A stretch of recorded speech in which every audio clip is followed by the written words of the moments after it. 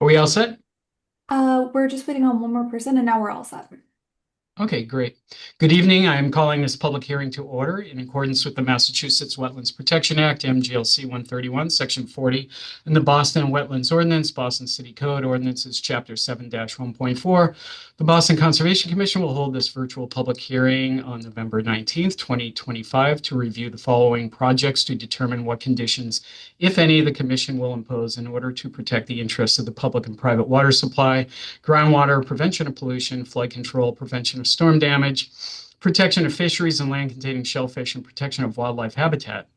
This evening's hearings will be followed by our regular meeting, and in accordance with Chapter 107 of the Acts of 2022, we are conducting this meeting online.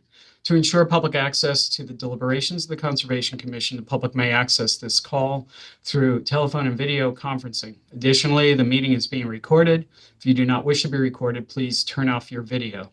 Members of the public may have an opportunity to ask questions and provide public comment on applications and discussions.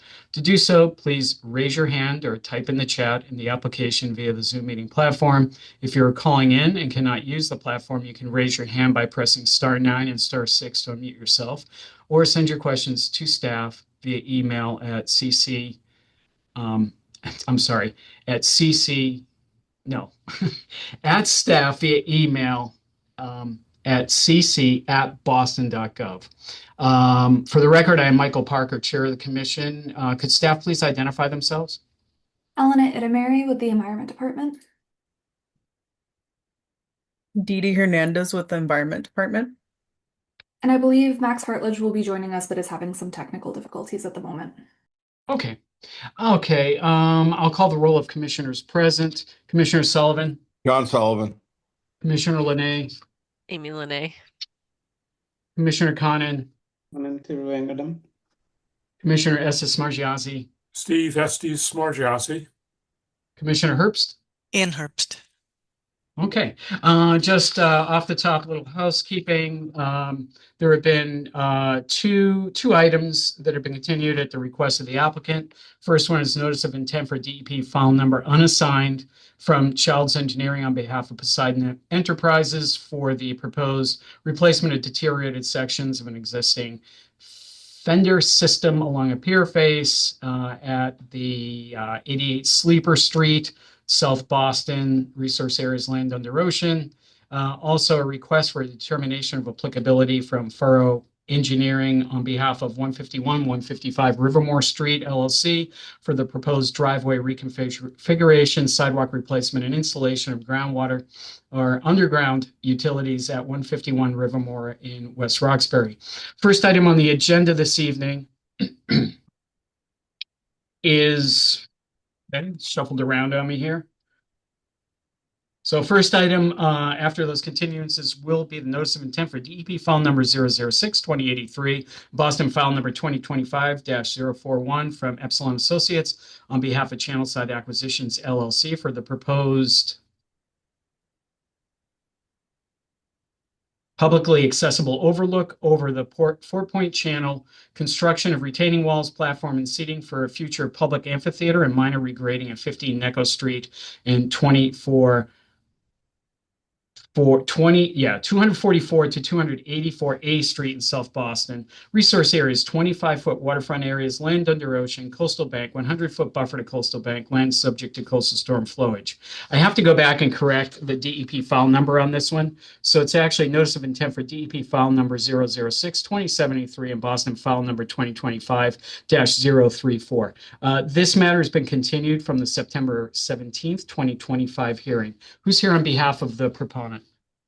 Good evening, Chair Parker, Eric Rexford from Epsilon Associates here on behalf of the proponent Channelside Acquisitions LLC. And who's with you tonight, Eric?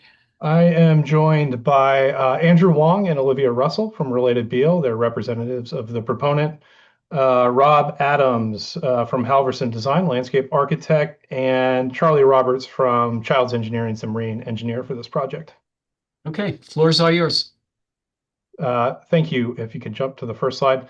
First of all, thank you for having us back on your agenda. This notice of intent contemplates work associated with the Channelside project. The commission may recall that earlier this summer you reviewed that project, which is the comprehensive redevelopment of 244 to 284 A Street. That's the Channelside site. You can see just a portion of that site on the aerial image here. That's the parking lot along the Four Point Channel. This notice of intent contemplates a series of improvements associated with that project that are located primarily on the abutting site, 15 Echo Street. More specifically, improvements on parcel HW2, which I'll probably refer to as the Harbor Walk parcel, and improvements on parcel FT1A. Those two parcels, as I mentioned, are part of 15 NECO.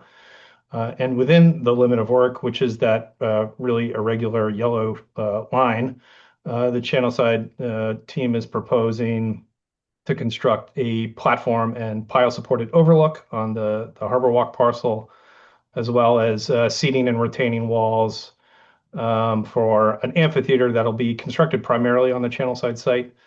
And then along parcel FT1A, the parcel boundary, grading, landscape, hardscape improvements. All these are intended to integrate the Channelside site into the abutting parcel 15 Echo. Next slide, please.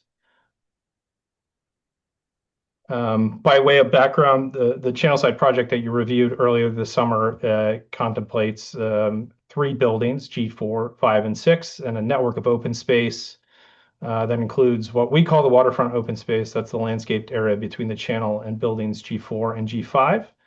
The extension of Neco Street from Garage Access Way over to Binford Street, and 2 parks, the Four Point Channel Park and Neco Street Park. By way of background, those 2 parks will be conveyed to the City of Boston, to the Parks and Recreation Department, for their stewardship going forward once they're constructed, at least the portions of the park within the red dashed line.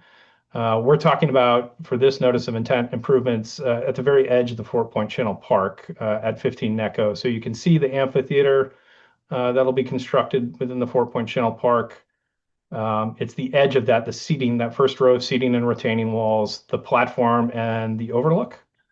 Next slide, please. With respect to wetland resource areas, we're proposing activities, or I should say the limit of work encompasses land subject to coastal storm flowage. Activities will also occur within land under the ocean. We're installing 10 piles to support the overlook within land under ocean. The rest of the work will occur within the 25-foot waterfront area and buffer zone to coastal bank. There is, of course, coastal bank on the site. None of the proposed activities will alter coastal bank. Next slide, please.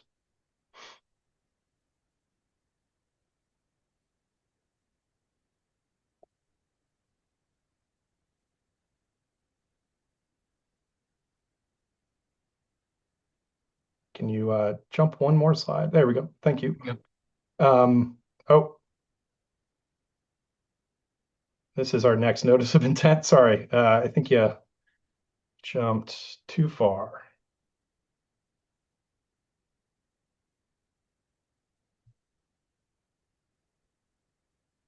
Can you go one more?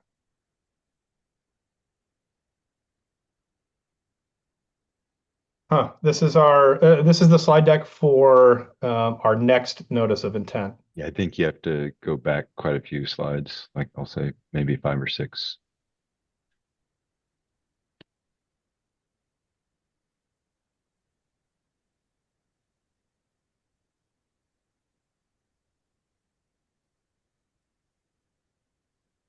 Maybe more. Yeah, that works. Yep. Forward one more to that aerial. It shows the existing conditions of the Channelside site and the proposed location for the overlook and platform. Yep, that's it. So existing conditions of the Channelside site.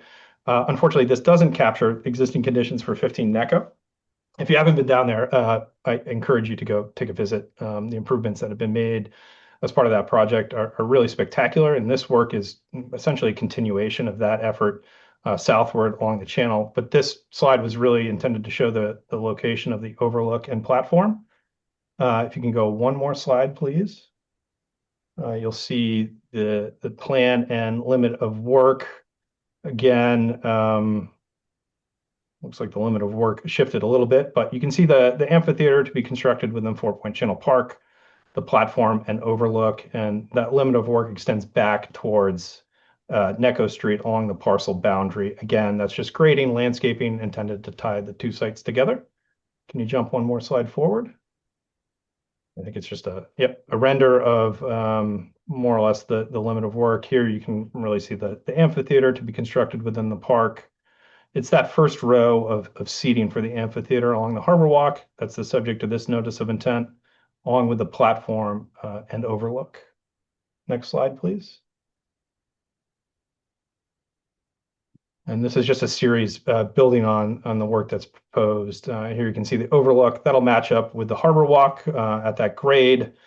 You can see the amphitheater seating that spills over onto the harbor walk parcel and onto parcel FT1A. Next slide, please. Add on top of that the platform that will be constructed. And one more slide, please. It's just some call outs for components of the work. So you can see the proposed seating and a harbor walk hardscape that will be constructed under this notice of intent. I should mention that existing seating and trash receptacles on the harbor walk parcel, those will all be reset, as will be the lighting along the channel, with the exception of one position. That lighting is being reset in a slightly different location. The spacing is being adjusted to accommodate the new overlook. Next slide, please. Section of the overlook intended to show that it's pile supported essentially on either end. The channel side is the right side of this image, pile supported out over the water. What's trying to convey here is that the platform, the deck itself of the overlook, will not bear any weight on the granite block seawall. It'll be slightly above that top course of granite block. So coastal bank and the seawall itself will not be affected by the work. At the landward edge, it'll match up with harbor walk grade. So it'll be a seamless transition from harbor walk out onto this platform. Next slide, please. It's just a plan material layout for the overlook, decking, stringers, and location of the proposed piles. Next slide, I think we go back to that render, but I'll turn it over to the commission. Happy to answer any questions. Like I said, we have Rob from Halverson here. Charlie is available to answer any questions too. Okay, Eric, thank you. So yeah, I think, Rob, if you don't mind, if I could impose upon you to go over the landscaping features a bit here. I'm interested in the infiltration values of the lawn and what you're doing generally, landscaping. And by the way, it looks awfully nice here. Yeah, great. It's, as Eric said, it's just in many ways a stitching of the channel side project into the existing harbor walk conditions that 15 Necco has established. And so what you see between, I'll say, Lolita and the parking lot site is the granite seawall. If you're starting at the seawall, a granite seawall, and then about a 6 to 8 foot wide planted buffer. And then the 18 to 20 foot wide harbor walk, concrete harbor walk. And we will be essentially using, same as 15 Necco did, kind of in a very good manner, using that 6 to 8 foot planted buffer to capture surface runoff from the harbor walk that's directed towards the harbor. It filters into that soil medium. And then if there's any, obviously, if there's a hard rain or any excess, it'll sheet over into the harbor. But primarily, most of that will be captured there along that planted buffer. And as Eric said, this is simply a tying in of similar materials and connecting that to the larger project that you approved earlier. It's frankly the stitch so that nobody will see the property lines, which hopefully will be meaningless when this project is built. Great, at least thank you. Meaningless from a public point of view. Obviously, land ownership will stay the same. Understood. Connectivity. Yep. Okay. So Eric, as far as blending together with the climate resilience measures that are being proposed and we're looking at in the future in that area, how does this blend in? How does this coexist?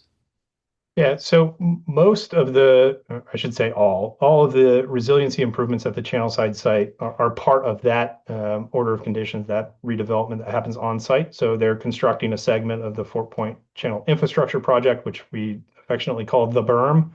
The berm is actually integrated into Rob's handy design here. So the amphitheater itself, the pedestrian pathways that run parallel to the channel, fronting these buildings and parks, are all part of that resiliency berm.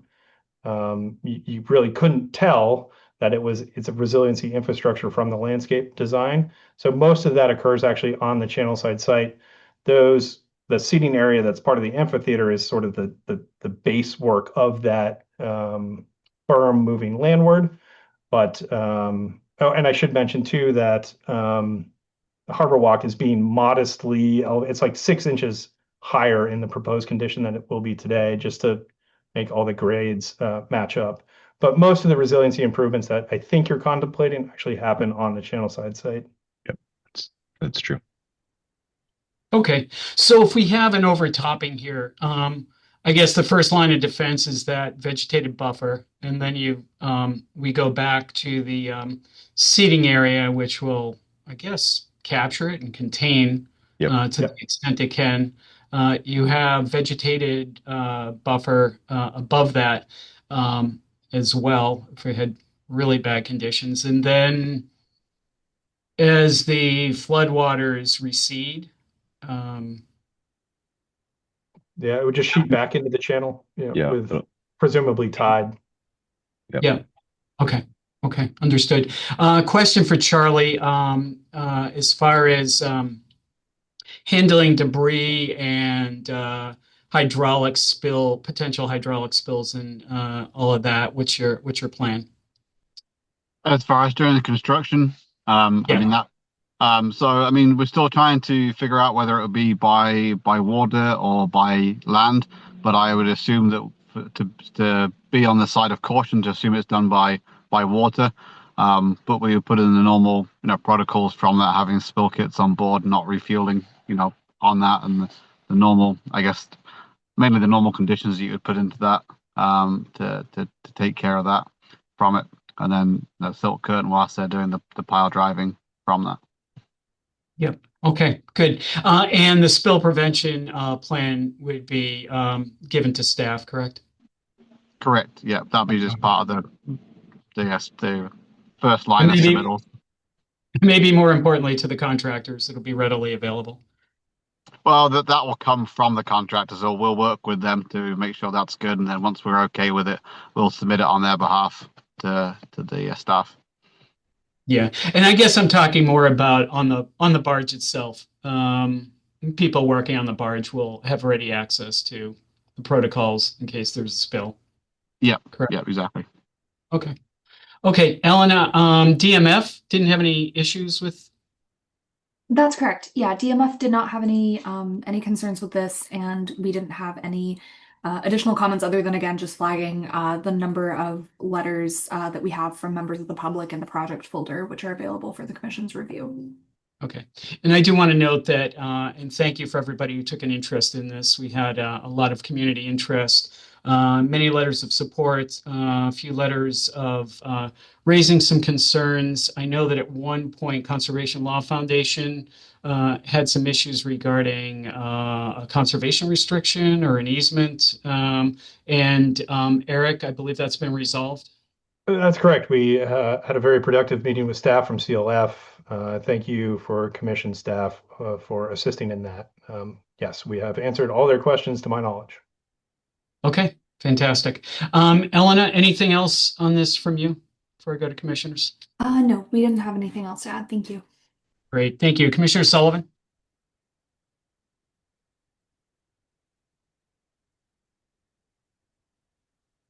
Is he muted? I'm sure he has something to say. Commissioner Sullivan, you're muted. I know. I'm working on it. I'm trying to control the dogs so you don't have to listen to them, just me. Oh, I appreciate that. Thank you. Yeah. So you mentioned the parks, the area of the parks would be turned over to Boston Parks. Are you turning that land over in fee or just the park part of it to the city? I'll have Andrew correct me if I'm wrong, but I believe it's the park within that bounds and 3 feet below grade. Okay. And it 12 showed it inches, came. just, Go Oh, ahead. 12 inches. Yep. Thank you. Okay, so now we know how long the roots are going to be in the trees. So when you turn that over to them, I noticed it was halfway through that circle. How are we differentiating who's responsible for what in maintenance in the future? Because I mean, it's all one contiguous circle you've got there. How is that divvied up? Who's responsible for the water side part of the harbor walk, and who's responsible for the seating amphitheater side, since that looks to be on city property? I'll defer to Andrew and Olivia for this.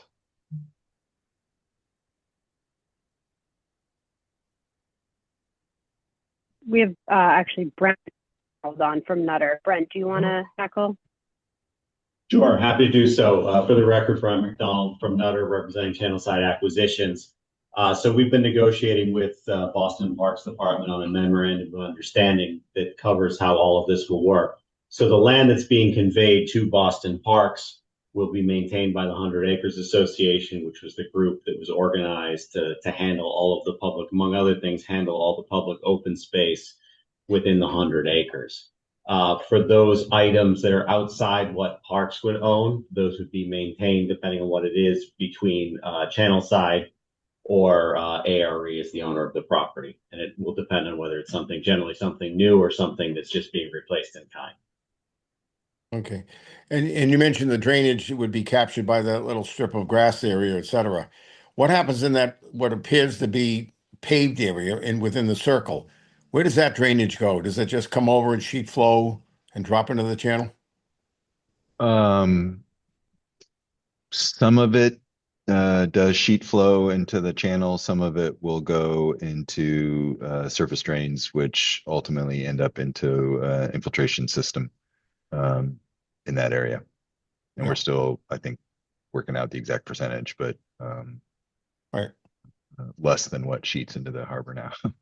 Yeah, and then my final question is, when is this stuff being built? When do you anticipate doing this?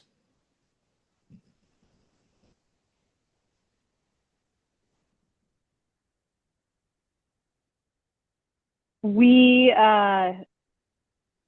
TBD, market conditions will dictate obviously much of this. We have 2 commercial buildings and a residential building on the main Channelside project that was under I'm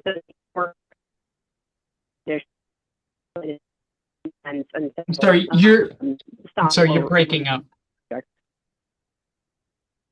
Apologize. Sorry, we caught about half of what you said. I think what you said was to be determined with market conditions.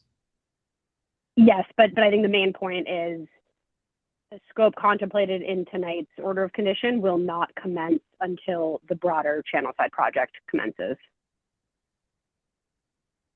Yeah, so my only comment on that is, the city has been talking about this berm. The neighborhood's concerned about, we don't know when these high tides are going to come during storm, is whether or not you could build a protective barrier of a berm being the foundation of this entire work. Something that looks good and ugly, but will keep the water out. And then later come back and finish it when you do when the market conditions change. That would help the city, help the residents. Everybody knows at least this barrier continues to be built, because that's a major concern for the neighborhood. But that's just a unofficial comment that, I just try to always appease those people in the neighborhood. They're really concerned, and that's where the water comes in, right where you guys are. That's one of the flood paths. But that's just editorial comment, and that's all the questions I had. Sure. So it sounds like is this part of the project mitigation, considered mitigation for the other buildings yet to be built? I'm not sure I'd categorize it as mitigation so much as public benefit. But yes, it is all integrated into the Channelside project. So the sequencing is the buildings get built and then work on this part of it, the public benefit. There is some, there are connections between open space and buildings to be constructed under the licenses issued by DEP Waterways Program. So there's a whole series of Chapter 91 licenses issued for the Channelside project. So for example, a building must come with open space, commensurate amount of open space. So in that regard, yes, there is a sequencing that will be held as part of the project. Okay, and so you haven't started your licensure yet because I know that they generally don't start licensing until you get an order of conditions from us. Is that correct? We haven't started the licensing for this limit of work, so the platform and overlook. As soon as we obtain the order of conditions from you guys, we'll move on to DEP. But the Channelside project itself within the 244 to 284 A Street site has obtained all of their Chapter 91 licenses. Okay, good. And just to be clear, so what that means is part of that Chapter 91 license for 244, 284, it comes with the amount of open space that's required for Chapter 91 program, and that all gets built simultaneously, I imagine, with the with those two buildings, right? Yes, right. Okay. Yep. Thank you for clarifying that.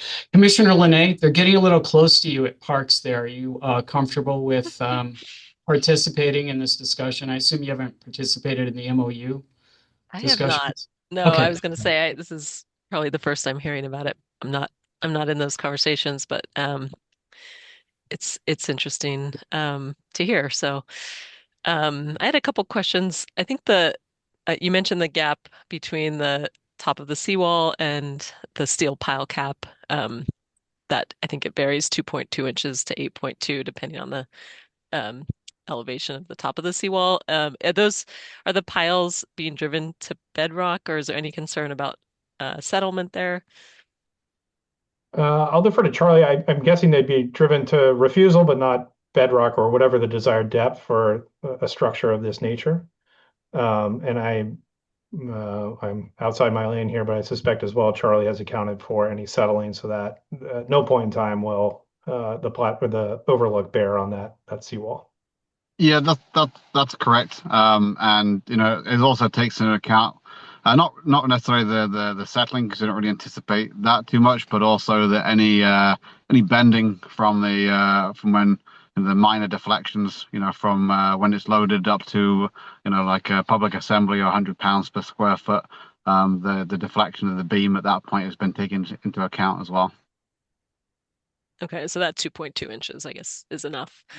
That's good to know. And then one question on the planting plan. This is a kind of a in the weeds, but I did notice next to the platform, it's labeled existing planting area to remain, and I just wondered if that was implying that nothing would be added there, because I'm sure there will be some disturbance in the proximity of the platform.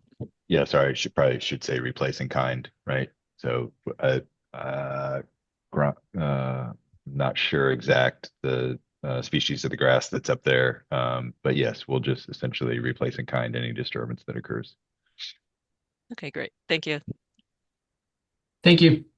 Just want to remind members of the public, and I see we have two hands up. We'll be taking public comment after we go through the commissioners, but to provide public comments, you can raise your hand or type in the chat in the application via the Zoom meeting platform. If you're calling in and cannot use the platform, you can raise your hand by pressing *9 and *6 to unmute yourself, or send your questions to staff via email at cc@boston.gov. Commissioner Conan. Thank you, Chair Parker. Looks like a beautiful project. So a few questions. I remember seeing the CLF note last time, but I don't remember seeing the resolution. What was the resolution? It was primarily that we will keep them abreast of project as it advances through permitting and construction. Meaning the CR stays and will be honored? Or? Yes, correct. Okay. Eleanor, were you at that meeting? Or one of the meetings? Apologies. I was at a few different meetings, but I wasn't at the one specifically about the CR. Okay, thank you. Okay, Commissioner Conlon, go ahead. Sorry. No worries. Thank you. Just curious, this came up already, but just curious how salt resistant is the infrastructure that's being planned and also the vegetation. I'll speak quickly for the vegetation. It's been the same species has been up there for a handful of years, all very salt tolerant. It's a coastal seagrass cultivar. And then obviously the harbor walk itself is cast in place concrete, as durable as we can get. And then any of the woods that you see on the lower terraces, those are all tropical hardwood of a very dense variety. We usually specify a density rather than an exact species. Mm-hmm. Tropical hardwood with a certain density specification and also treatment.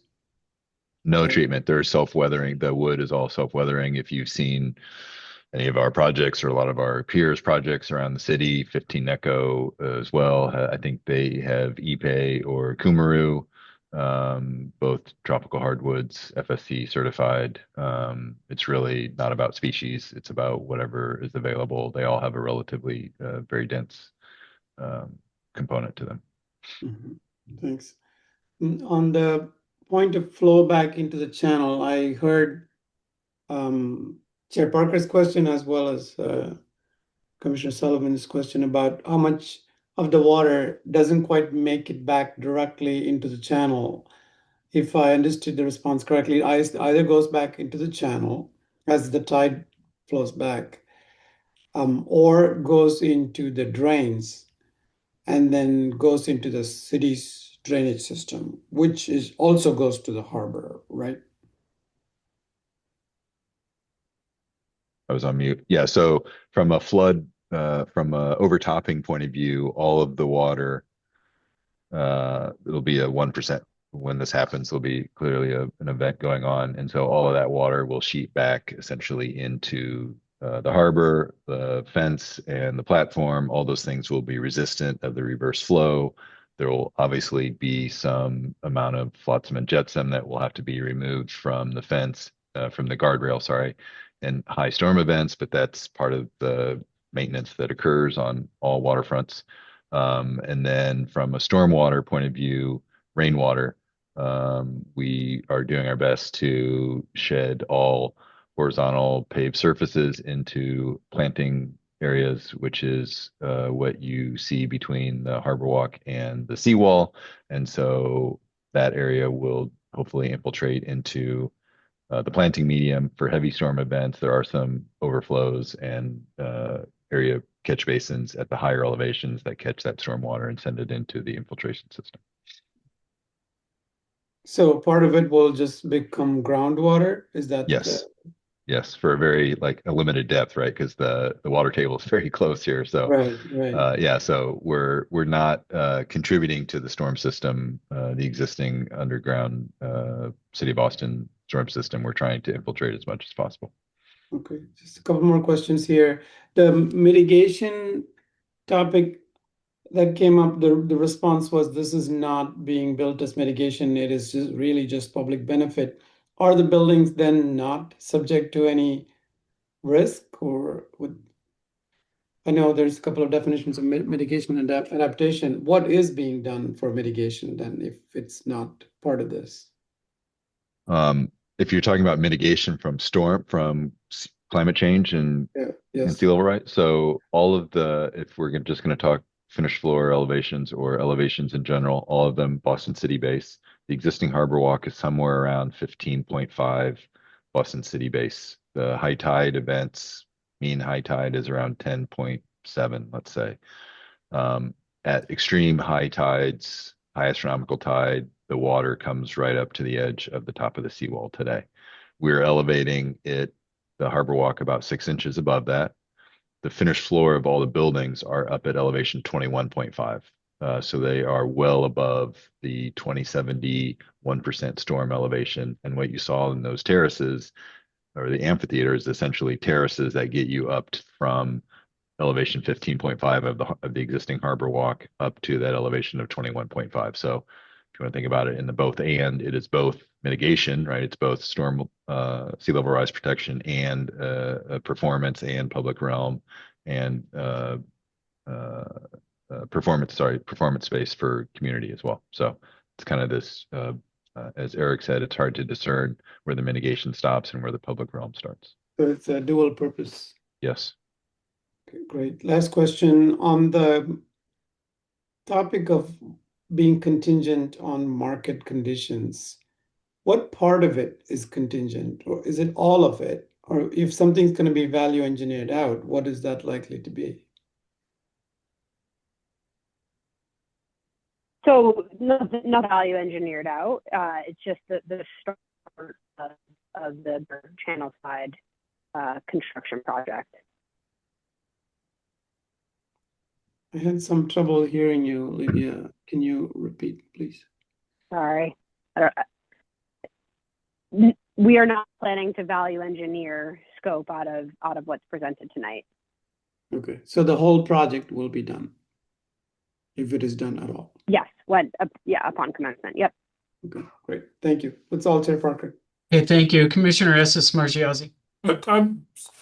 The question of the sort of transparency of the guardrail or whatever you want to call the barrier at the end of the overlook, was how was that resolved? I'm not sure I caught that in an earlier presentation. We, as mentioned, we had a meeting with CLF, had conversations, showed examples of other barriers, guardrails along the harbor walk. Essentially, I'll say, proved the case that the design that we're showing, at least conceptually today, does not disrupt or deter visual porosity between landside and waterside. It needs to be robust enough, obviously, to provide protection, but it's actually quite a very gauzy, transparent solution. There's lots of examples. The most relevant is Clippership Wharf over in East Boston, but also other conditions, Pier 4, etc., in which there is a fabric or lattice or horizontal or vertical railings that provide a clear and transparent and contiguous view of the water. Okay, and they obviously were satisfied at the end with that. Yeah. Yes. Okay, thank you. I assume that's where you were headed after that conversation, but it seemed to wander off into progress reporting as opposed to substance. So thank you. Yeah, and that's our objective as well, is to make it feel as connected and as close to the water as possible. Yeah. So we're all moving towards a common goal. Thank you. Commissioner Herbst. No additional questions from me. Thank you. Okay, thank you. Okay, let's go to public comment. I see two hands. Let's go to Mr. Hollinger first. Hi, everyone. I'll speak as quickly as I can to get through this.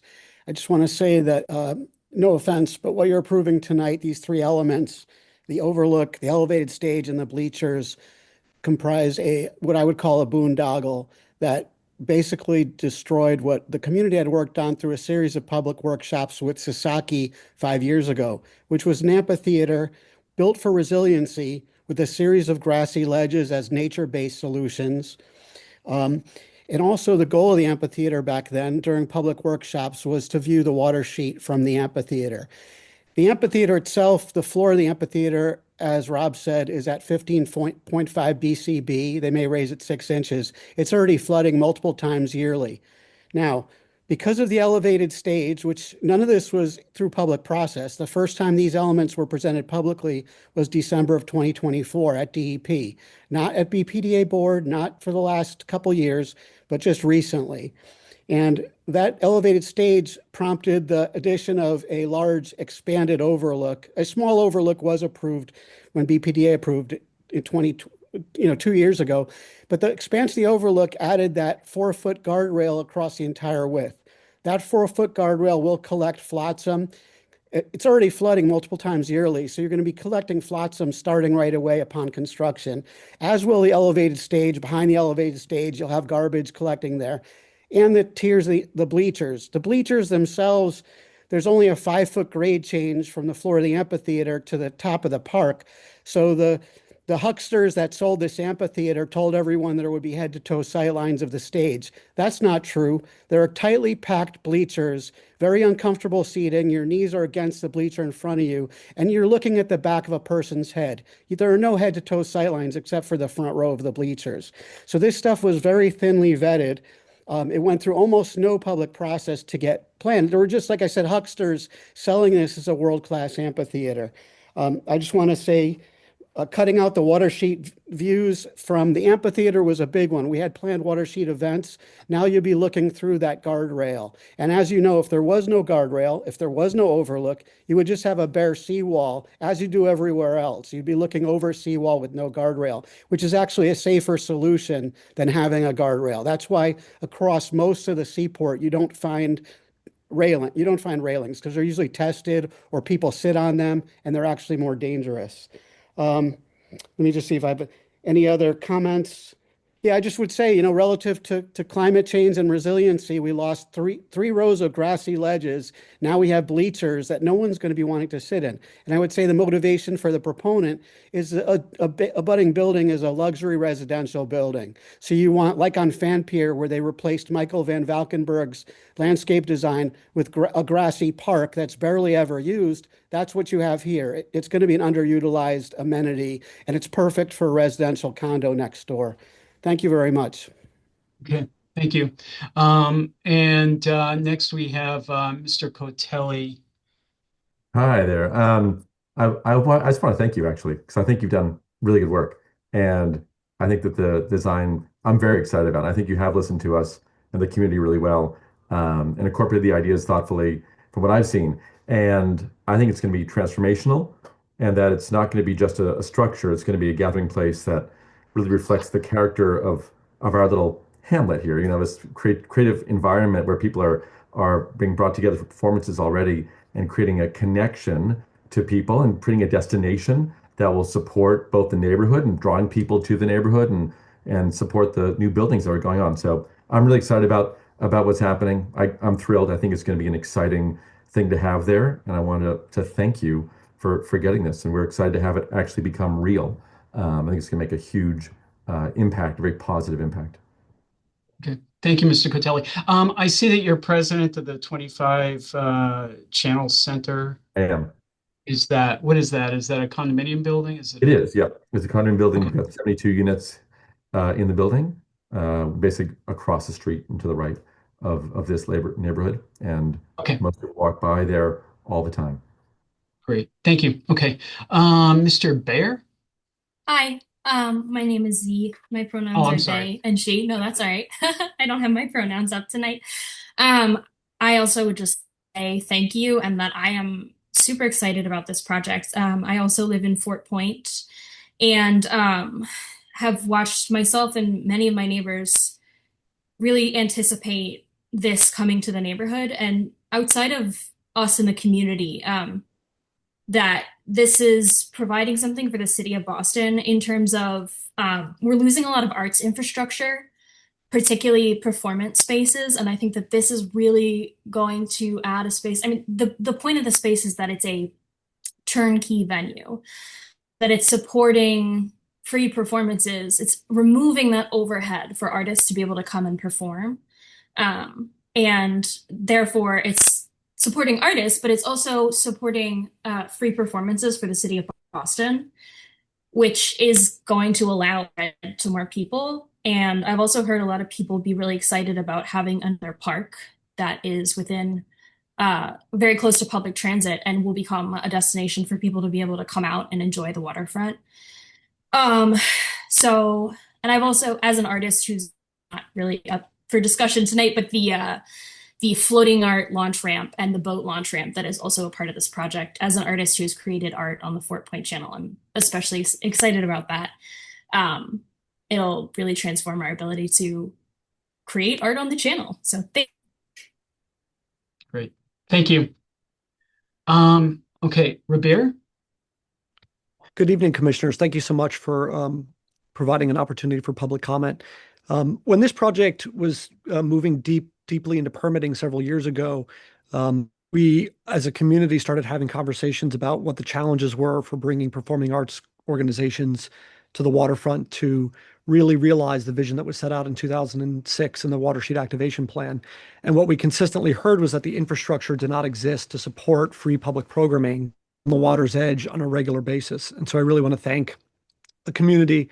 I want to thank Related Beal. I want to thank Alexandria Real Estate and, of course, National Development and the City of Boston and the Parks Department. That long list of stakeholders really worked cooperatively together in what have otherwise been a kind of jurisdictional nightmare. I mean, I think as one of the commissioners was pointing out, some of the land is owned by ARE, some of it, of course, is a CLF restriction, some of it will be deeded to the City of Boston. All of those groups had to work together cooperatively with a resilience overlay to deliver a piece of what is going to be really exceptional structure that's going to support the arts in Fort Point in a way that historically has not been possible. So again, want to thank all of those entities and the City of Boston. We're really looking forward to this getting built.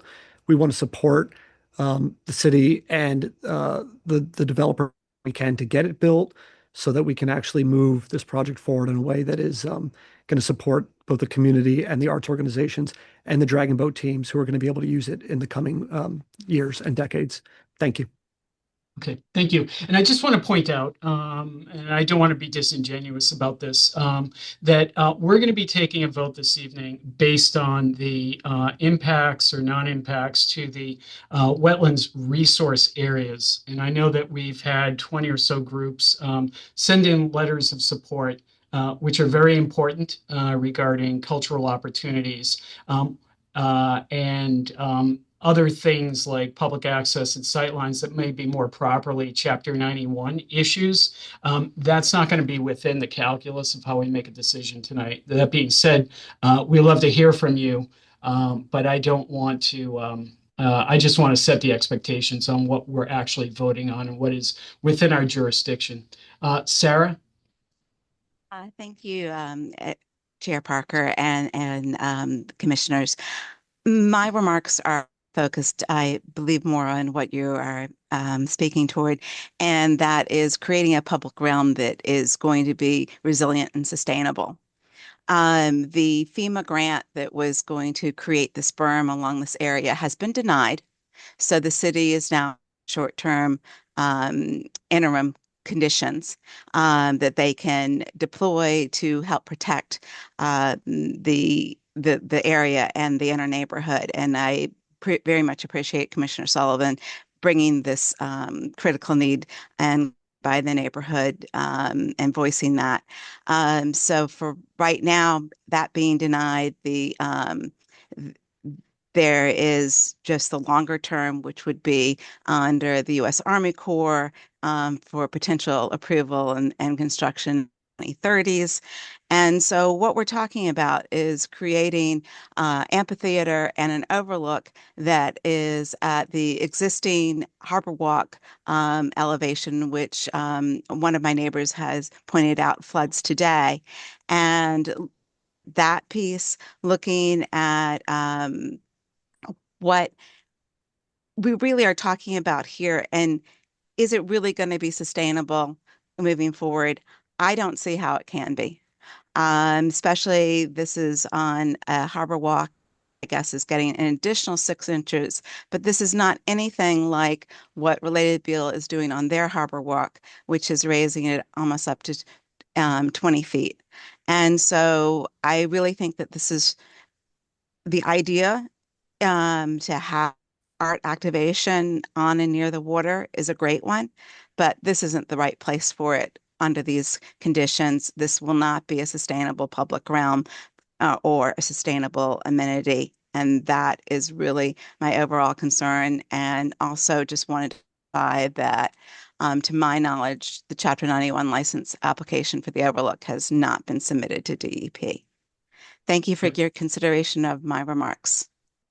Okay. Thank you, Sarah. And just to clarify, generally, DEP doesn't consider licensure for projects in Boston unless they have an order of conditions from us. So that's pretty common that the license wouldn't have been applied for. Jeff? Hi, name's Jeff Grants. I run a nonprofit organization called Luminous and do a bunch of large public art activations throughout the city. Been a part of a lot of these conversations over the last couple months, if not longer, and just have generally found like in working across the city that there's such a tremendous amount of infrastructure and consideration in landscape areas, hardscape areas in particular, to accommodate, public art activations, convening of any sort, much less, performances and stuff like that. And I've seen throughout this process, just a ton of consideration and thoughtful design and accommodation to trying to fold, thoughts and concerns from a variety of different directions into this project. And so, being one who usually fights against the elements and the urban infrastructure or lack thereof and all these other kind of things, I know there's a lot of organizations, mine included, that is excited to activate a place like this and have the infrastructure to support bringing people out into public space again. So thank you to that. Okay, thank you. I appreciate that. I'll note that we received a message in the chat from Mr. Hollinger that will become part of the public record. I don't see any other hands up. Elena, did you get any emails? We have not gotten anything in addition to the emails that we've already logged.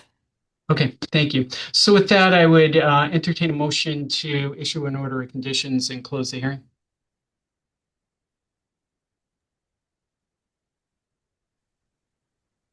So Anyone? moved. Thank you. Do we have a second? Second. Thank you. Commissioner Sullivan? Aye. Commissioner Linay? Aye. Commissioner Conan? Aye. Commissioner Smargiassi? Aye. Commissioner Herbst? Aye. And I vote aye. That carries 6-0. Okay, thank you, and thanks to all the community members who are involved in this process. Good luck.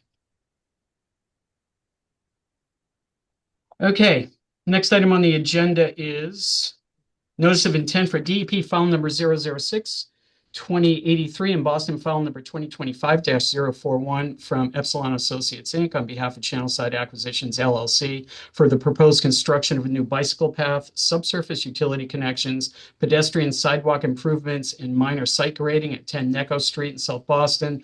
Resource area is land subject to coastal storm flowage. This matter was continued from the November 5th, 2025 hearing. Who's here on behalf of the proponent? Do we have Eric again? Yeah, sorry to say it's me again. Same crew. I don't think we need Charlie for this one because we're not in or near the water, but otherwise the same cast of characters. Floor is yours. Appreciate that. Can you jump to the first slide? Much like the prior notice of intent, this is a continuation of activities related to the Channelside project intended to integrate the Channelside project into the surrounding public realm. This time we're talking about improvements along Garage Access Way between Necco Street and A Street. Again, the limit of work for this NOI is shown in that irregular yellow shape. For context, the inset image at the top right is the Garage Access Way is in the red box in relation to the 4-Point Channel Park. We're immediately, or what will be the 4-Point Channel Park, we're immediately adjacent to that open space. Within this limit of work, as you mentioned, Chair Parker, the proponent is intending to construct a portion of a cycle track, a bike lane, part of the South Bay Harbor Trail. A vegetated buffer will be installed, as well as subsurface utility connection made at Necco Street, and a curb pedestrian access curbing will be replaced. Tactile strips, for example, will be installed, and the sidewalk will be restriped. If you can jump to the next slide, please.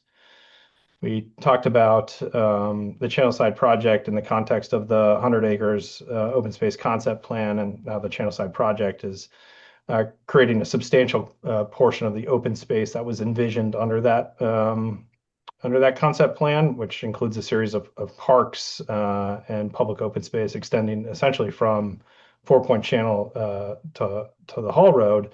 Again, the 4-Point Channel Park and the Necco Street Park are important components of that, as is the South Bay Harbor Trail, which is a multi-use path which extends, I believe, all the way from Dorchester up to South Boston.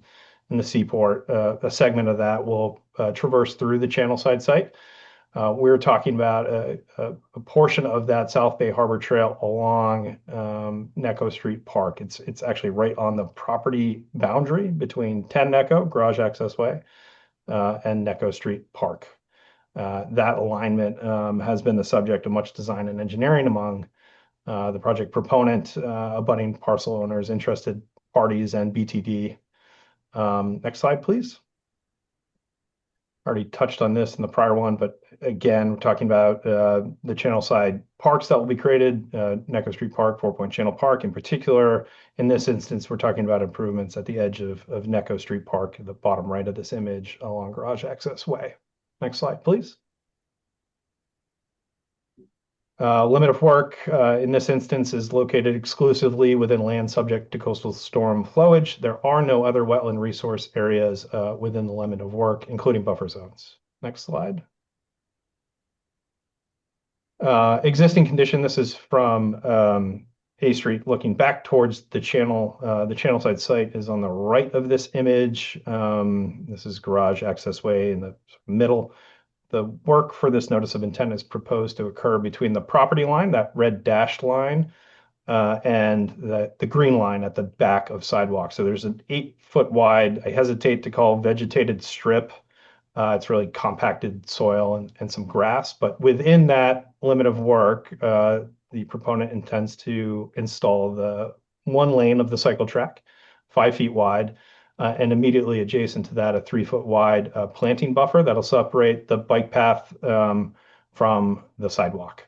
So everything you see here going forward outside of that limit of work won't be touched. So the sidewalk itself, street trees, lighting, all the other appurtenances along Garage Access Way will not be touched. It's just really in that 8-foot strip.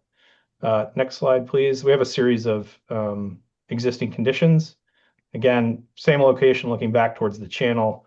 Chain link fence that you can sort of see on the left side. That's the property line for the Channelside site. So we're really talking about from the chain link fence to the granite curbing at the back of sidewalk.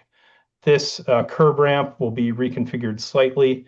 It'll be ADA compliant with a tactile strip, and that crossing will be realigned modestly, but more or less in the same location. Next slide, please. Same position, just 180 degrees, looking back towards the convention center. Next slide.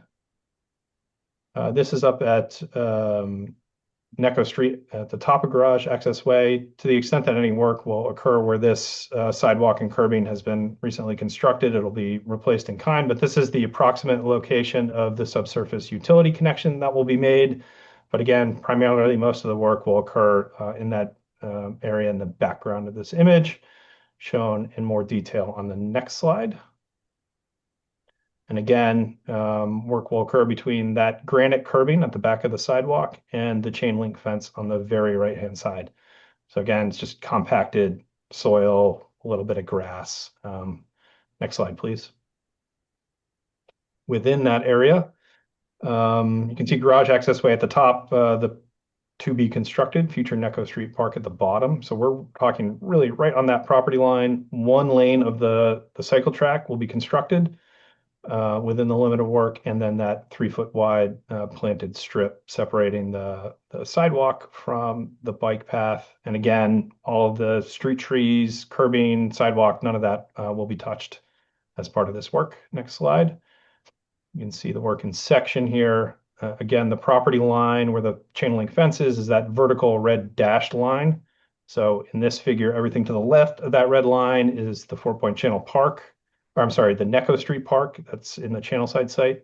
So we're talking about the 10 feet to the right of the line. So one lane of the bike path and the 3-foot buffer strip. Next slide, I believe, is just a rendering. Yep, again, from A Street looking back towards the channel, the Necco Street Park on the left, Garage Access Way on the right, and the proposed bike path and planted buffer. With that, I'll turn it back over to the commission for questions. Great, thank you, Eric. I don't think I have any questions on this. The NOI was very comprehensive. Elena, what do you have? We didn't have anything on this either. Okay. Okay, Commissioner Sullivan? No questions. Thank you. Commissioner Linay? I have a question. So I understand we're only looking at the section that's um, on the garage access way side of that property line that you showed, but I can see that there'll be some, I think, trees impacted that are in the parking lot when that cycle track is built out. And I just wonder why not just do a shared use path there when I think that would be actually more aligned with the rest of that trail and then would allow those trees to remain. I also just sort of question the 3-foot planting strip. While it looks nice in the rendering, I think that that may actually either become a problem for cyclists using the path, or ultimately not not thrive in that small amount of space. So I could just see it being a little more successful, having a single path that's a little bit wider than what the two separated conditions are. I know you probably talked to BTD about it, but that's just my impression, especially given that you're connecting then to the Harbor Walk, which is, essentially going to be shared space anyway. Is that something that you would consider? Yeah, I I'll can. let, Go yeah, ahead. thanks, Rob. Yeah, I can answer that. Couple things. South Bay Harbor Trail will be a protected cycle track once it leaves the Harbor Walk near the pump house and then continues through our site and then ultimately through the other 100-acre parcels. And so while yes, there are some portions that are shared use, the desire, at least by the community and the proponents for the South Bay Harbor Trail, is that it becomes a protected cycle track in this location. And I would be happy to share with you the 101 versions of different sections we created along there, some trying to save trees, others not. Ultimately, we landed here with BTD mainly because Garage Access Way hopefully is not going to be like that forever. And given some of the setbacks and right-of-way uses, et cetera, that may happen in the future, the alignment that we have today was the highest and best use of that, given also we wanted to maximize the open space, contiguous portion open space of the park. And so a lot of the options moved the cycle track on the other side of the trees, but then we're eating up park space, et cetera, et cetera. And so while yes, we are cutting down some trees, they are honey locust, and we're replacing those with trees of a much higher wildlife value. So that's all to say that we worked tirelessly with BTD and others to figure out the best solution. And this is where everyone landed. And I feel confident that while it may not appear like there's other solutions, we did explore those. And this is where we landed. And we are essentially mitigating those trees with much higher value trees. Nothing against honey locust, but there will be a robust tree planting program as part of this project. Sorry if that, yeah, go ahead. What is I mean, I know the caliper inches are probably being replaced in the park, but I mean, what size trees will be planted on along that line? We're going to plant, for the most part, 4-inch caliper, although we've been trending to planting a variety of caliper sizes, anywhere from 1 to 4, so that everything kind of grows in a more natural manner. And then looking at a lot of, I'll say, nut trees, marcescent oaks in that area, as well as some high value understory trees. There's more than 150 trees being proposed as part of this project, the larger project that you've approved previously. And this is just obviously just a small portion that we're talking about along that edge. And those plants in the 3-foot buffer, I think the planting plan doesn't. Yeah, there probably won't be any woody material, it'll probably all be herbaceous, but some pretty dense herbaceous, ornamental grasses, native flowering species, maybe a little bit of like Grollo sumac is a pretty durable plant, not perfectly native, but again, it serves its purpose.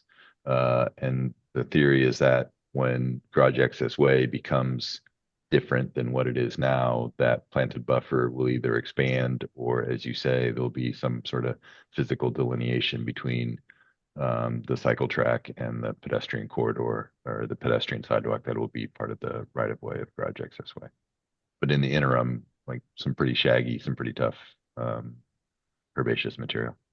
Yeah, I mean, I think given the 10 feet width of that cycle track, having adequate shy distance on the sides Yeah. would be necessary. Yep. Okay. I did Thank want to you. add for the record, I know we talked about Garage Access Way. We should be clear that is private property and we have no jurisdiction over that. We're just responding in terms of that 100 acres master plan that we showed earlier in terms of the ultimate vision for this whole district. So we should take that comment with a grain of salt if we could. I should also note the short history of the cycle track. It did move around quite a bit since the inception from the Sasaki master plan, and through work with Jill Zick, the rest of the parks teams, BTD, Jim Fitzgerald, et cetera, as well as public commentary to enlarge the parks. That cycle track, if we animated that, you'll see that going back and forth everywhere, and ultimately it landed here in this kind of odd geometry, resulting in that 3-foot buffer, right? And so we originally had the cycle track fully on our property, but public commentary wished that to be pushed off of public parks area, and so it landed here as a compromise. Commissioner Linay, you're all set. I'm all set. Thank you. Okay. Did you want to see something about a report or a check-in on the success of the plantings in that buffer zone? I think it would be nice to know what those species are when they're finalized. Yep, we can definitely send that. Okay. Thank you. Commissioner Conan?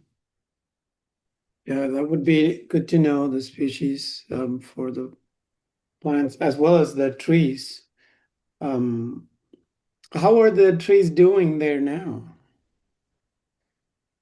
The honey locusts that are kind of in the vegetated edge between the parking lot and the brick sidewalk, they're in decent condition. I mean, they're an urban honey locust. The trees in the tree pits along the brick edge are struggling as any kind of old school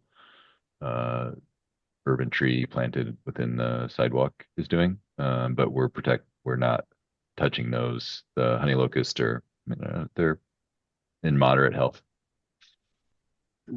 Thanks.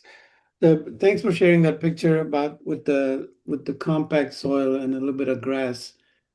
I'm wondering about a couple of things. In constructing the bike path, is that compact soil going to be dug up and dealt with so it's not quite as compact? And second, perhaps the more general question is, how much permeable space are you creating in this project? So yes, all that soil will be lovingly hogged out of there, and we typically do for our planting mediums a 12-inch less organic subsoil and then a 12-inch more organic rich topsoil. And so there'll be at least 24 inches of new planting medium. We may even put a 2-inch sand drainage layer at the bottom just to help disperse any sort of water that gets trapped in that condition. So yes, there'll be new planting medium for all of those plantings. And then your second question was, sorry. How much permeable space? Oh, yeah. So all of the cycle track itself, the cycle track itself will not be a permeable condition, but we'll be sheeting the cycle track both to the left and to the right, north and south, and draining into the newly planted bed that we just talked about, but also the planting medium, the lawn area within the larger park itself. So while the cycle track is not permeable, the areas to the left and the right will be, probably most of it will sheet. We'll probably sheet it half and half, one portion towards Garage Access Way and the other towards the park.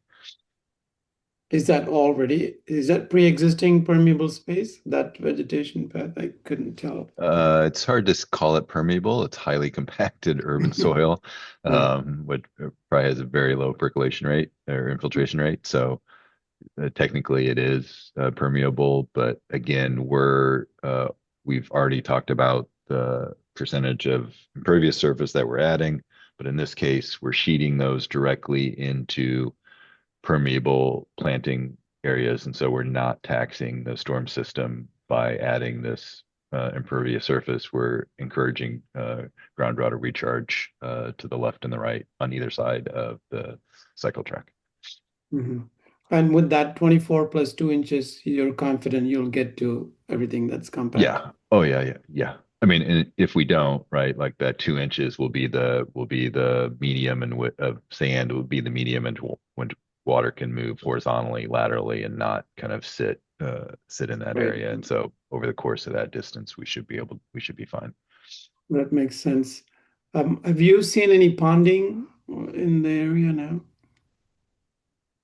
Sure. I mean, it's a highly urban compacted soil, so in a intense rainfall, there's a good amount of ponding. I will say the project that you previously approved, the lawn medium that we'll be using, is a highly drainable, uh, uh, uh, soil layer, and we will undoubtedly have under drains within that to help spread the water as well to eliminate any ponding. So current conditions, yes, will be ponding. That's just primarily due to overcompacted soils. In future conditions, there should be plenty of permeable surface to absorb nearly all of the stormwater. So we can expect to not see any ponding. Yes. You will not see any ponding. Thank you. Thank you. That's all. Thank you. Commissioner Estes Margiazzi. No further questions. Thank you. Thank you. Commissioner Herbst. No questions, thanks. Okay. Just want to remind members of the public to provide public comment. Please raise your hand to type in the chat in the application via the Zoom meeting platform. If you're calling in and cannot use the platform, you can raise your hand by pressing *9 and *6 to unmute yourself, or send your questions to staff via email at cc@boston.gov. I do see 2 hands up. Valerie, you're first. Hi, thank you. Can you hear me? Yes. Thank you. Thanks for taking my comment. I live in Fort Point. I've been here for about 40 years. And as Commissioner Sullivan mentioned, we are a neighborhood that floods. And so all pervious soil is precious to us. And the 45 honey locusts that have been kind of talked about sort of in a negative way, that constitutes Fort Point's urban forest. It's important to us. The compacted dirt strip along Garage Access Road that's going to become impervious surface. Believe it or not, that dirt strip is important to us. It becomes muddy, but it helps to slow down the flooding that comes from the channel across the channel side site onto A Street. Now, we have worked with these developers for several years now. There's a terrific plan. There's a lot of support for the 2 parks and the landscaping that's been committed. So my question is timing. Is this project, this cycle track, will only be built if the entire project is built, like the discussion about the amphitheater? However, technically, this cycle track could be built sooner.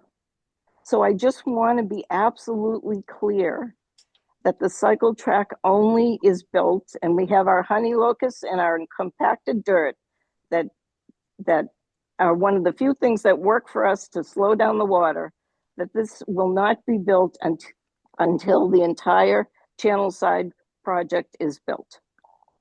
Thank you. So thank you. I think that's a question for either Olivia or Andrew. Yes. Good evening, Valerie. This Hi, Olivia. cycle track, this will not be constructed until the Necco Street Park is constructed, which will go along with the G6 building.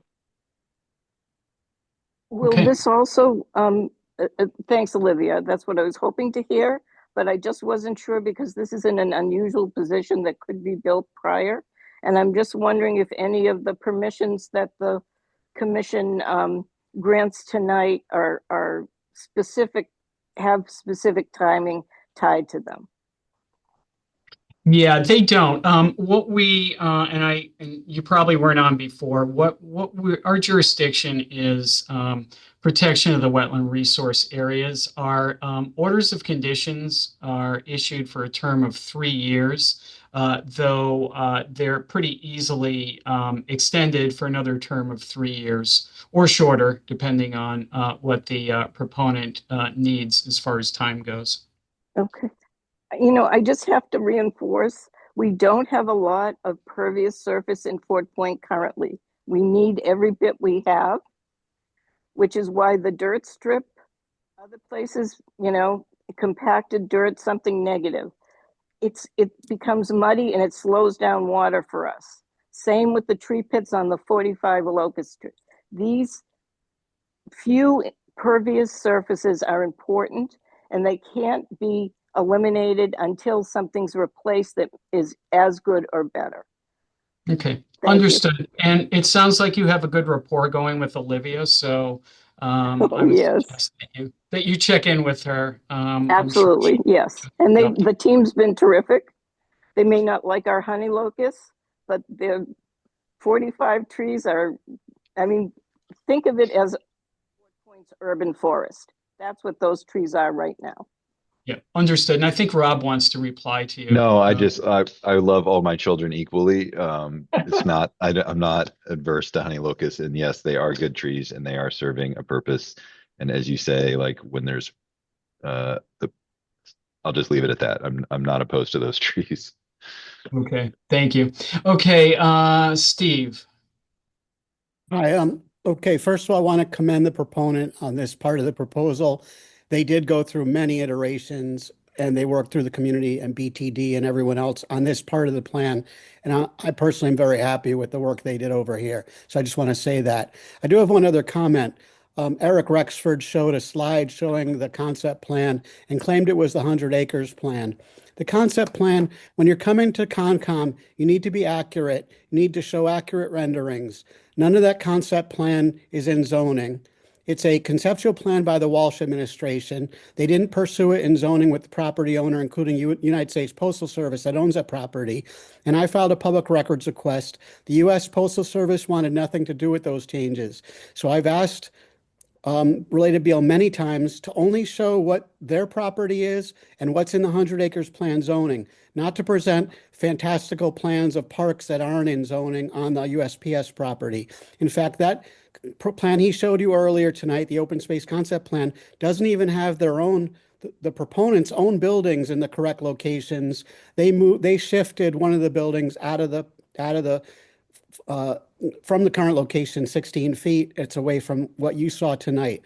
So I'm asking them once again to be accurate when you're presenting plans to Conservation Commission. But again, I've enjoyed working with this proponent and I do like this part of the plan. Thank you. Okay, thank you. And rest assured that the only thing we're considering is the limits of the project site itself, the work that's being done. That's what was presented to us. Anything outside of that is nice to know about and sometimes can have effects on the areas that we're concerned about. So we understand.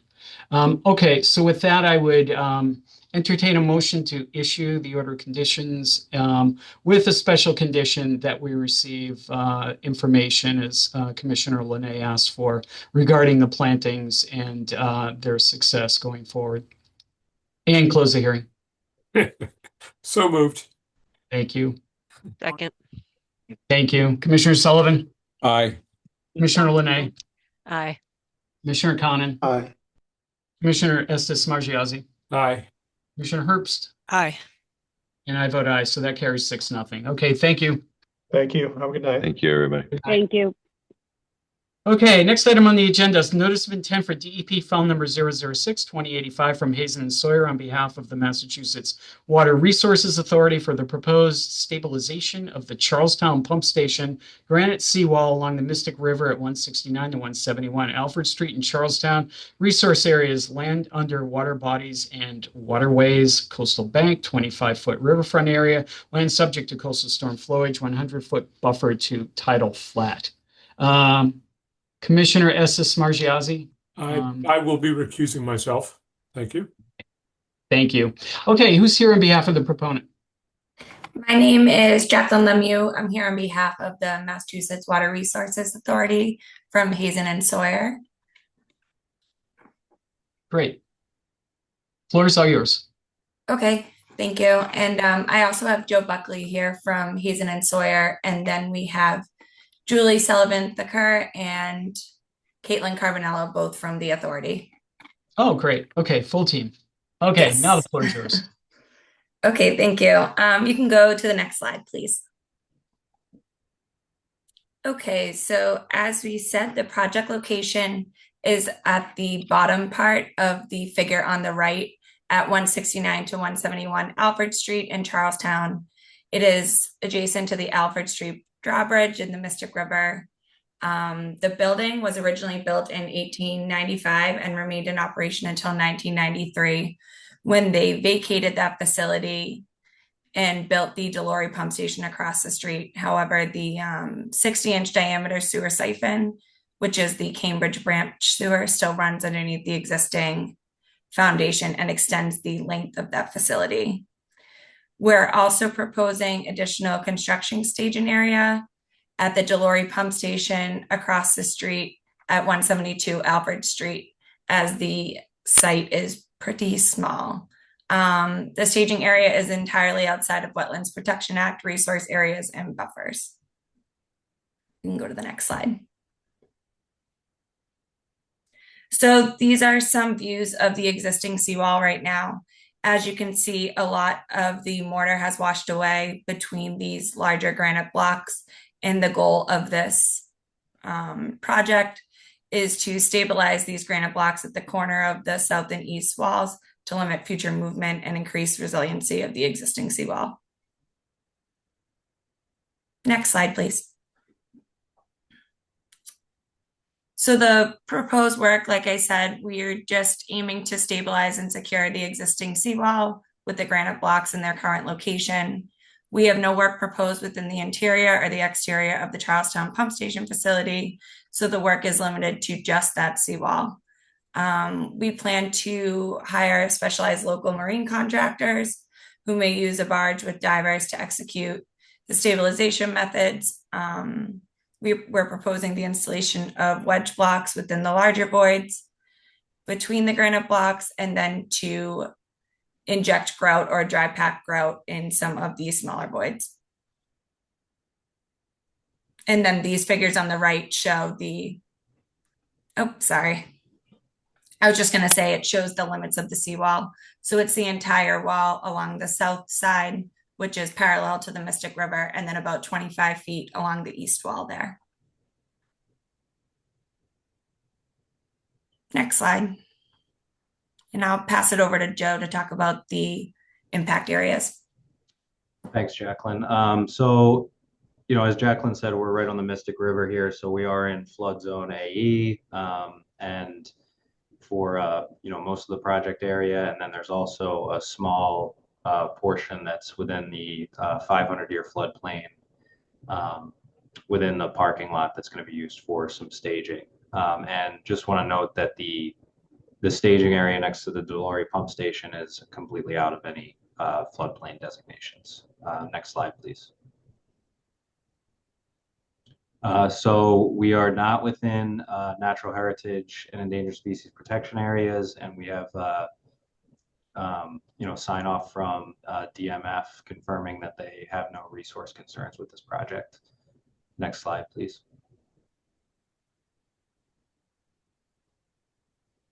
So as far as the impacts, we're looking at, you know, a very small amount of impact within the Mystic River for the installation of anchors, which will be part of a temporary barge that's used during construction. The barge is likely to use 2 1-foot by 1-foot anchors, and it'll be, you know, that'll affect about 2 square feet of river substrate at a time, depending on where they move the barge. And you know, the contractor will be responsible for the barging locations and the design. Next slide, please. We're also within the riverfront area, so there's about 6,000 square feet of riverfront area on the site. 4,400 is on the pump station facility itself, which, as Jacqueline said, is not going to be altered or entered in any way. And then about 1,600 square feet is entirely impervious, and it's part of the parking lot associated with the pump station, which is going to be used for access, parking, and potentially a trailer or a laydown area for equipment. And the actual the impacts for the alteration and for the repair of the seawall is about 126 square feet of riverfront area. Next slide, please. So this is also the wall itself is considered by definition coastal bank. So there's about 65 linear feet of impact to that for the repair work. And we're also within land subject to coastal storm flowage, which is about 126 square feet of impact. And about 12,000 square feet of existing impervious surfaces within land subject to coastal storm flowage is going to be used for staging, but there will not be any earth disturbance associated with that. We're also within the 100-foot buffer zone for tidal flats at Coastal Beach, but we're not, proposing any impacts to those resource areas. And as I said before, DMF confirmed that the repairs are within the original footprint of the seawall, so they do not have any resource concerns. Next slide, please. So just to go over some best management practices that'll be used at the staging area adjacent to the Delory pump station. So we'll have hay bales and silt fences in place. Even though that area is outside of the resource areas, but we will have the contractor be setting up best management practices for sedimentation during construction there. Next slide, please. And just a kind of a schedule overview. So the plan is for construction notice to proceed in July 2026, mobilization in November 2026, substantial completion by the end of May 2027, and then final completion and closeout by July 2027. Next slide, please. So that's it, and we'll turn it back over to the commission for any questions. Thank you. Okay, great. Thank you. Okay, so I just had a couple quick questions as far as debris management while you're working. How will you prevent things from falling in the water? So the work is going to be conducted from a barge, as we said. The contractor is really using, it's a repair project, so they're going to be using granite blocks, and they will and then grout, and then they're going to have to do most of the work at low tide. So we're anticipating that the barge is going to be right up against the wall. So we're not foreseeing there's not any turbidity concerns. There's nothing that's going to cause any turbidity in the water for that. So I don't know if that answers your question. Yeah, it's helpful, but I think what you're saying is that any debris as you're working, let's say grout spoils or something like that, are going to fall on the barge. That's what I'm looking for, containment of those types of materials falling during work. Yeah, that's correct. Okay. And then the barge itself, contractor is going to put together a spill prevention plan for you? Yes. Okay, so we'd like to see that in the file when you get it. If you could send it along to staff, that'd be great. And I think, Elena, I always ask you this question. I think that's a standard condition we have, right? Yes, we should be set with that. So I don't need to ask that question every single time we have barge work. Okay. Elena, what do you have on this? Yes, so nothing too unusual. We conducted a site visit this past Thursday. There are photos in the drive folder for the commission to review. I apologize for the limited scope. I think the project filing probably has better photos than what we were able to get from the land side portion of the project. Just reiterating the fact that there is no harbor walk along this area, and the DMF had gotten back to us and said that they don't have any resource area concerns for this work. Okay, great. Thank you. Commissioner Sullivan? Yeah, do I have it straight? You're not really resetting any of the granite. You're simply grouting in between them, so prevent further movement? Correct. And has any of this been coordinated with those characters? I forget who they are. They want to build the harbor walk all alongside your pump station, all the way from the casino down around, and then, I don't know, use you as a museum or something. Has that been coordinated with them at all? Something they may need to anchor into your wall, or No, not at this point. so we're just keeping the station from falling into the river? Pretty much, correct. Yeah, okay. That's all I had. Thank you. Okay, thank you. Commissioner Linay, I don't have any questions. Thanks. Commissioner Conan. The gap that you showed in the stones, is that like an existing gap that always existed, or was there some movement? Because there's this reference to future movement, makes me wonder what the past movement was. So there hasn't been any, I guess, work done on this seawall in a long time. So they were originally constructed into the concrete wall, but through tidal influence and storms, it's caused movement of those larger granite blocks. So the tides moved those blocks? We're assuming so, yes. Wow. And but only like some of the Right. There was an assessment done back in 2021 and 2023, and they looked at the movement of those blocks specifically on that corner. And it was a small amount of movement, but there was movement. There was measurable inches. I think the voids in the blocks also contribute to that. So when the river freezes and water gets in between those voids, it kind of forces them apart a little bit. So that's probably also causing the movement. So that's why, the purpose of the project is to fill some of those voids so that doesn't happen. Mm-hmm. And is there friction between the blocks of different layers? I just wonder, just moving those humongous blocks seems like quite a thing. Yeah, we're not going to be moving those blocks back in. We're going to simply keep them where they are and then grout between them. I see.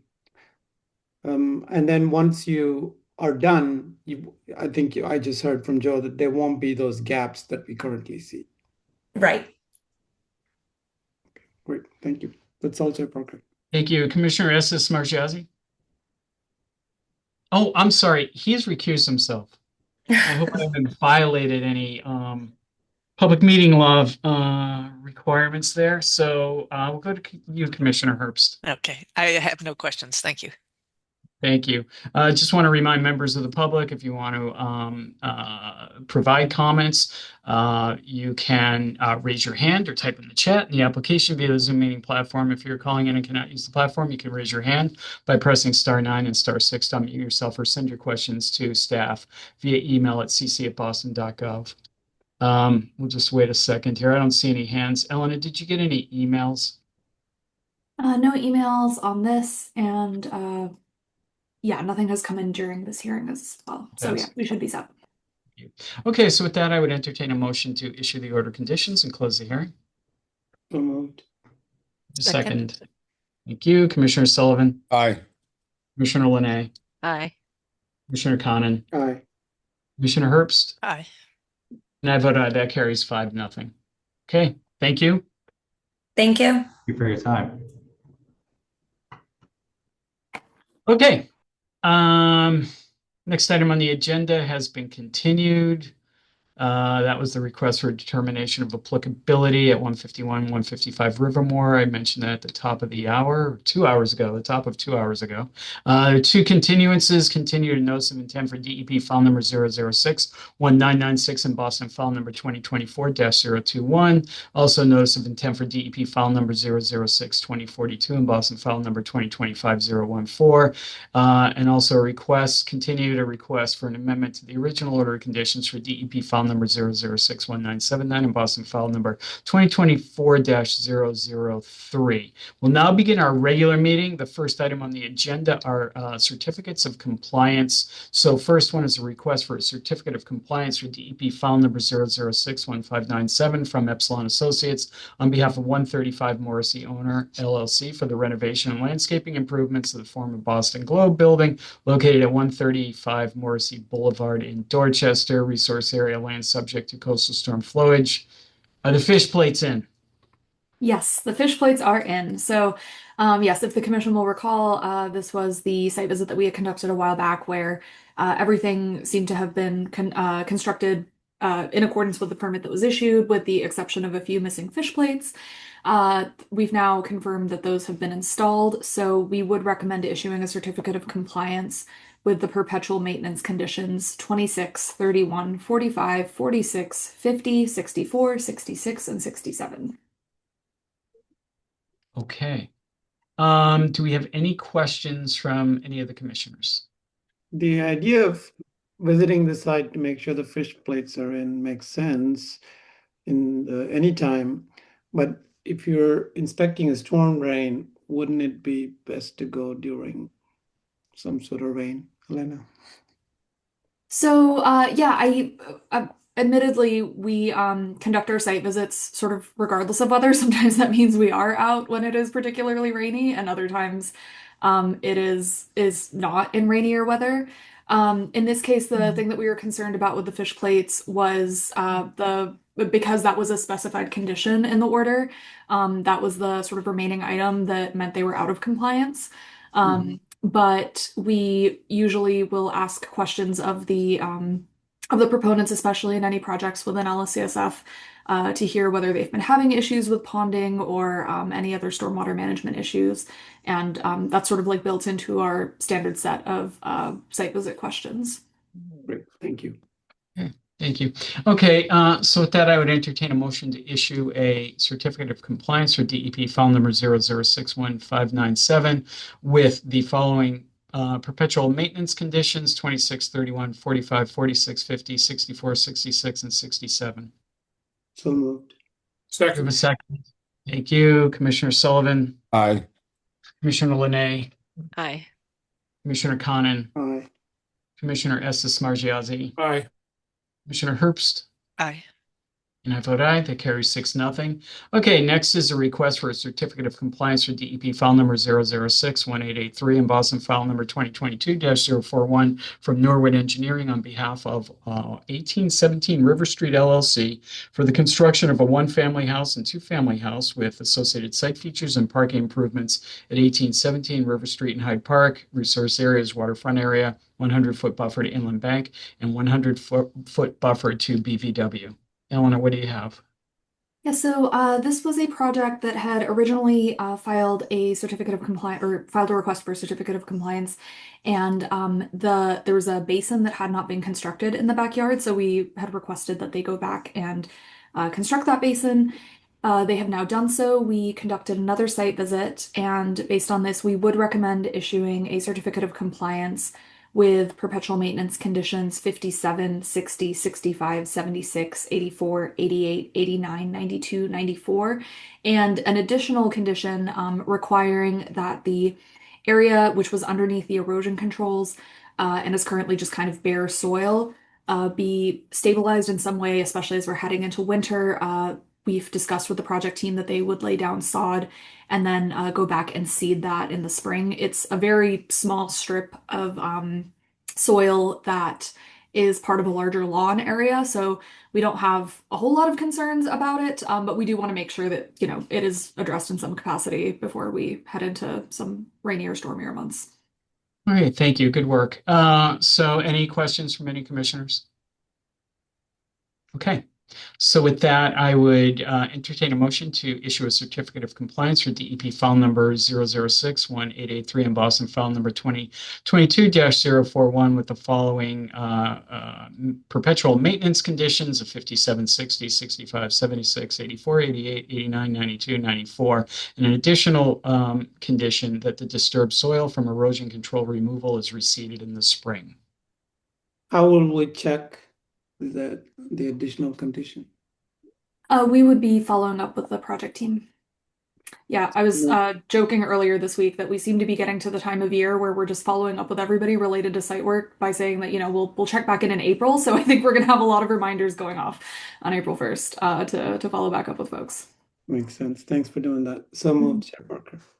Do we have a second? Second. Okay, Commissioner Sullivan. Aye. Commissioner Linay. Aye. Commissioner Conan. Aye. Commissioner Estes Margiazzi. Aye. Commissioner Herbst. Aye. And I vote aye. So that carries 6-0. Okay, next item on the agenda are administrative updates. That's back to you, Elena. Thank you. Yes. So the first administrative update, Commissioner Herbst had gone out to take a look at the area that was restored on Willette Street, and there was a minor outstanding concern with that. So I'm going to touch base with the project team and make sure that that is addressed. It was just a question of the signposts not being very securely placed. So I would recommend holding off on this vote until we've addressed that. And then once that's been addressed, I would recommend that the commission vote to lift the enforcement order on this site. Okay. So no action for now is the short answer. Thank you. What's next? Great. And then the second item is an administrative approval, which we processed for minor work at the Charlestown Sprouts Community Garden in Charlestown. They had reached out to us inquiring about 2 small project sites, and actually one of them ended up not being jurisdictional. So it's really just one area where they are wanting to repair and replace a granite post. It's within the 100-foot buffer to bank and LSCSF, but it is a replacement in kind. We have some details in the request, and then the administrative approval, which we processed, is also in the folder. They know that they can't do any work until the commission has been briefed on this, and I'm happy to answer any questions or reach out to the proponent with any questions that the commission may have on this. Okay.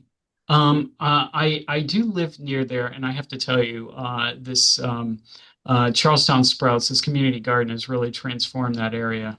It's nice to see. I don't have any questions. Any commissioners have any questions about this? No. Okay. Great. Okay. So then, you don't need us to ratify administrative approval, right? No, mostly sort of a question of whether or not you want to require further review of that in some capacity or additional information. So just updating you on this. Yeah. So silence is assent. Excellent. Yes.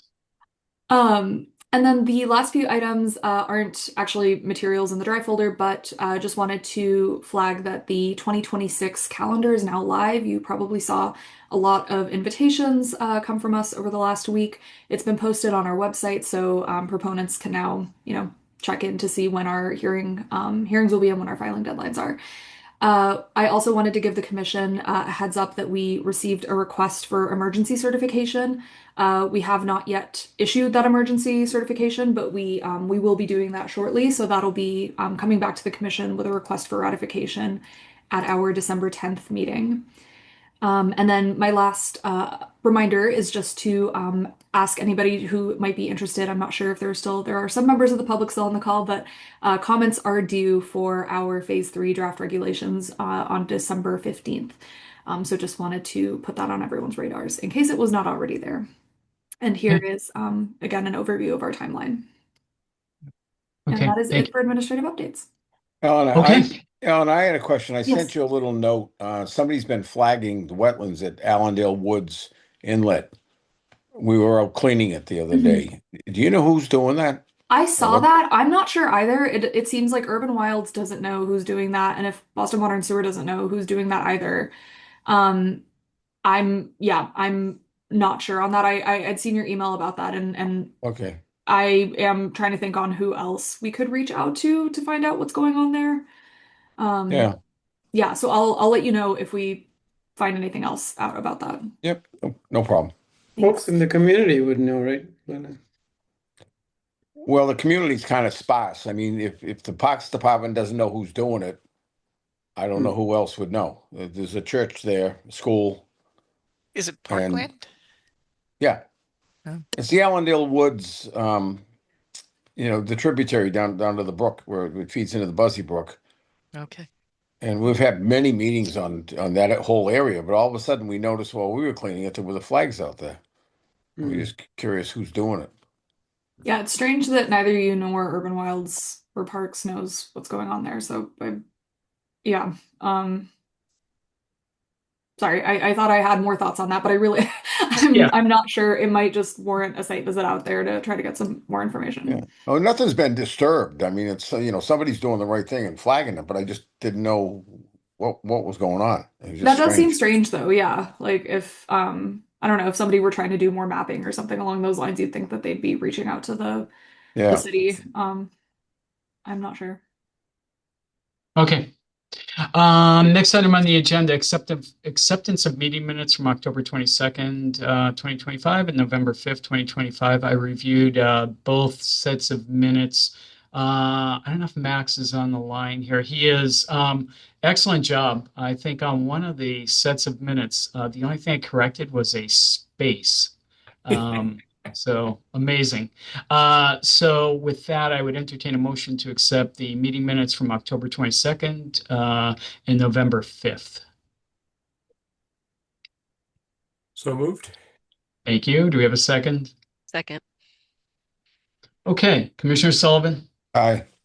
Commissioner Linay, Aye. Commissioner Conan, Aye. Commissioner Estes-Margiazzi, Aye. Commissioner Herbst, Aye. and I'd vote aye. That carries 6-0. Okay. Thank you to everyone. And everybody have a good Thanksgiving before we adjourn. Quick question for Max. When is your internship over? Is it close? Sorry. Yeah. My last day is December 23rd. Oh, So so like we'll see you a beforehand. month. Okay. Yeah.